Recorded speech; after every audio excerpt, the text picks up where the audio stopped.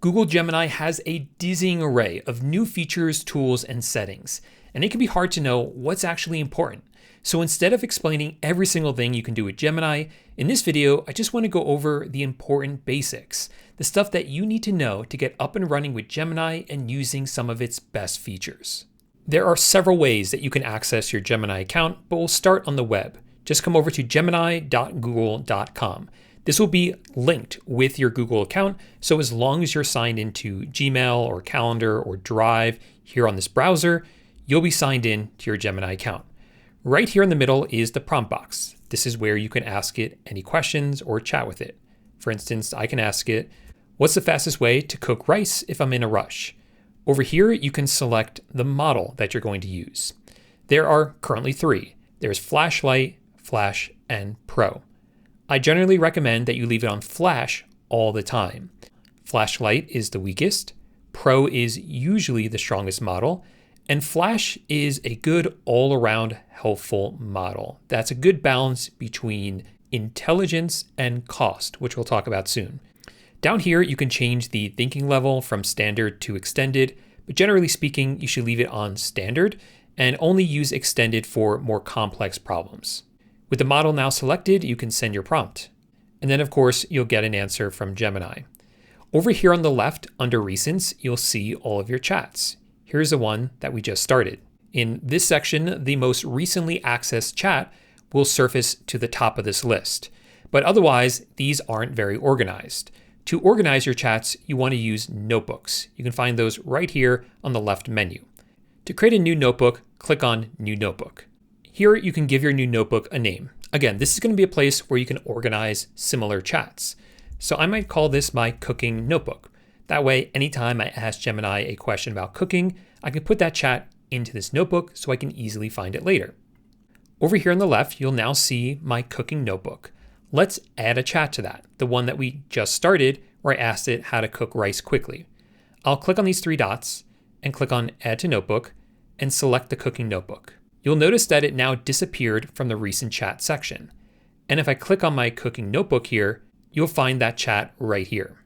Going forward though, anytime I have a question about cooking, I can just open up this cooking notebook and start the chat from within here.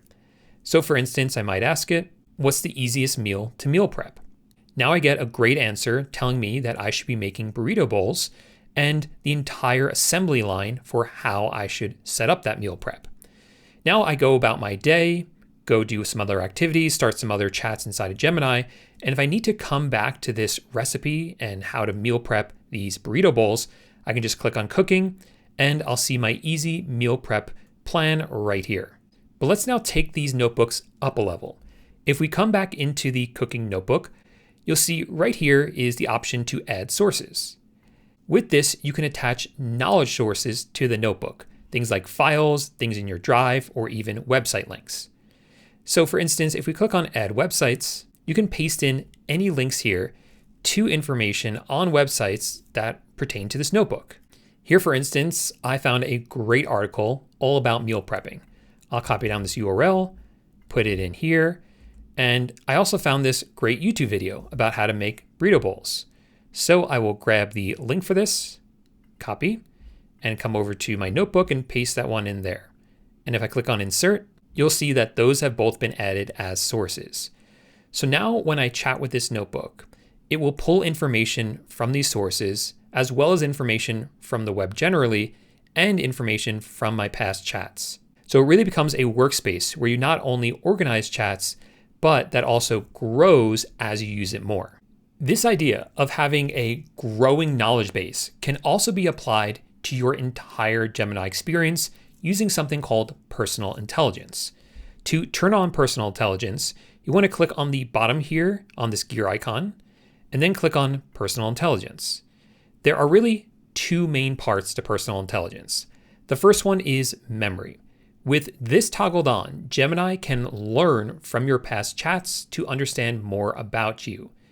When this is on, then anytime you start a new chat, it's not starting from scratch.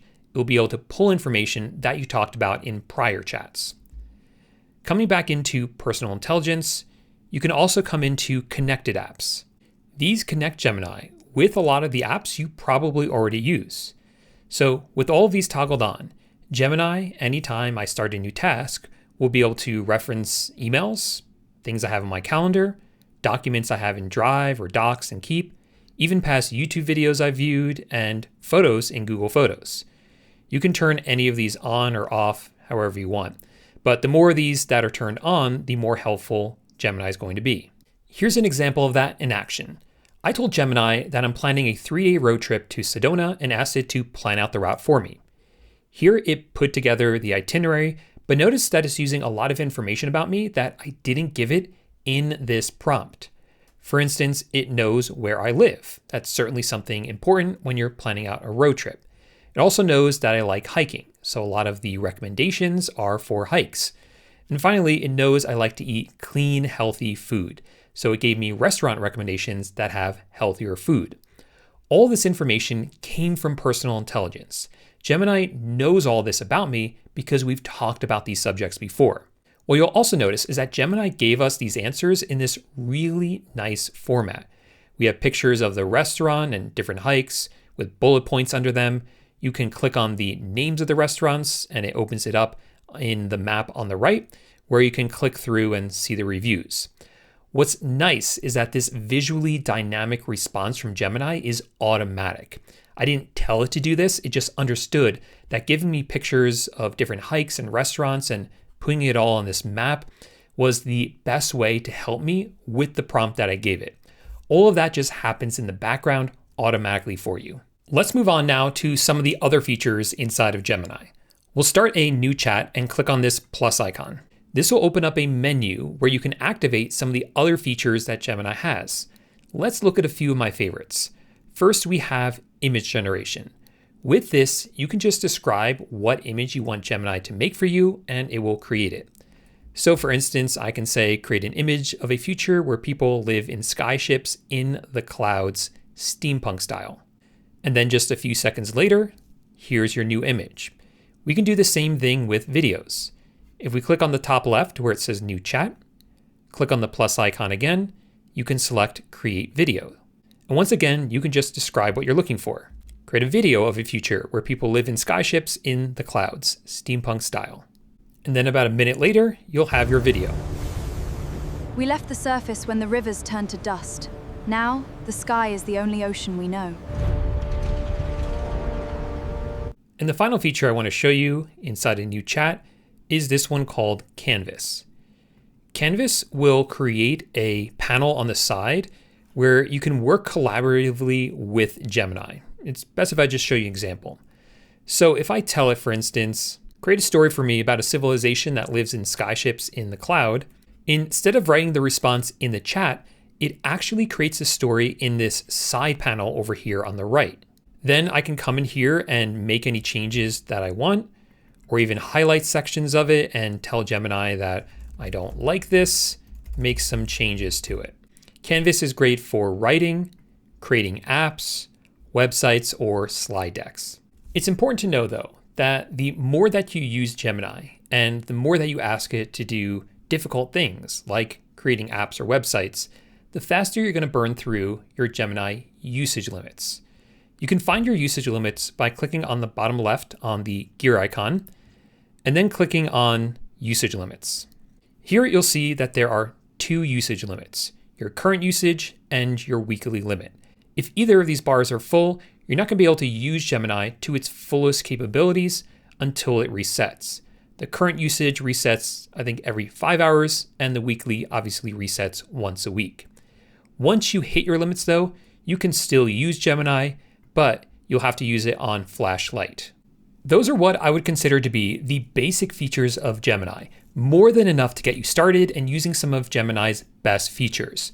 But if you want to take a deeper dive into some of the more powerful things that you can do with Gemini, I have plenty of videos about each specific feature on my channel. For instance, right here is a video that goes much more in depth into how to use Canvas and some of the wild things you can do with it. But in the description down below, I'll also have a video about how to get the most out of creating videos in Gemini, how to use the new Gemini Spark, which is the agent that will soon be built into Gemini, as well as a more in-depth video into how to use notebooks. So if you're ready for level 2, make sure to click on this video or one of the links in the description down below, and I'll see you over in that video in 1 second. Bye for now.